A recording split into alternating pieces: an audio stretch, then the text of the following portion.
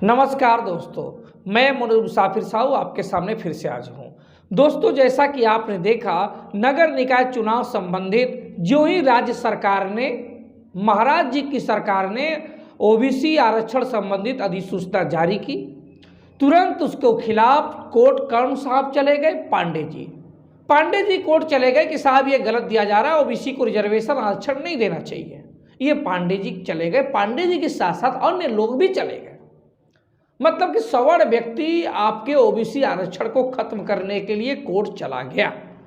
फिर वहां पर कोर्ट जाने के बाद सवर्ण चीफ जस्टिस साहब ने इस केस की सुनवाई के लिए 2 जज को नियुक्त किया और वो दोनों जज भी सवर्ण थे। एक उपाध्याय साहब थे, एक लालवानी साहब थे। मतलब कि आपके ओबीसी आरक्षण को खत्म करने के लिए सवर्ण आदमी कोर्ट गया, पांडे जी कोर्ट गए और सवर्ण उपाध्याय और लालवानी साहब को ही ये केस की सुनवाई करने के लिए सौंपा गया।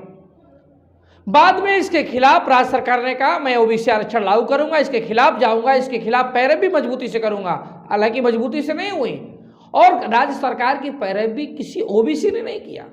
राज्य सरकार की तरफ से पैरवी जो ओबीसी आरक्षण की गई, वो ध्यान दीजिएगा अगर आप, तो पैरवी किया था त्रिवेदी साहब ने, शाही साहब ने, राय साहब ने। त्रिवेदी, शाही और राय, ये तीनों जो अधिवक्ता राज्य सरकार की तरफ से ओबीसी आरक्षण की पैरवी कर रहे थे, ये तीनों लोग भी सवर्ण थे। मतलब ओबीसी आरक्षण के लिए उधर वाले पद से पांडे जी थे, इधर वाले पद से त्रिवेदी, शाही और राय साहब थे और सुनवाई कर रहे थे कौन? उपाध्याय जी, लालवानी साहब। उधर भी सवर्ण, इधर भी सवर्ण और सुनवाई करने वाले भी सवर्ण। खूब जम के दोनों पद से बहस हुई। पांडे जी त्रिवेदी जी से बहस किए और उपाध्याय जी उसको सुनवाई कर रहे थे। खूब जमकर बहस हुई। जम के बहस होने के बाद अंतोगत्वा ये हुआ कि ओबीसी का आरक्षण रद्द कर दिया गया। मतलब ओबीसी वहां पे हार गया। गजब विडंबना है। ओबीसी ने लड़ाई ही नहीं लड़ी।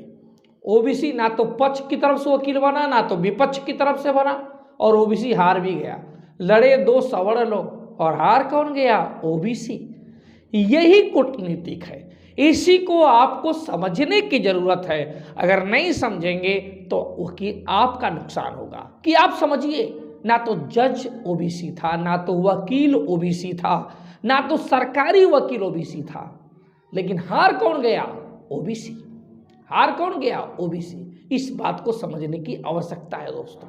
जिस दिन आपके दिमाग में समझ में आ जाएगी, उसी दिन राजनीतिक पार्टियों की जो चाल है ना, जो शतरंज की चाल आपको दबाने और कसने के लिए करते हैं, उससे आप वाकिफ हो जाएंगे।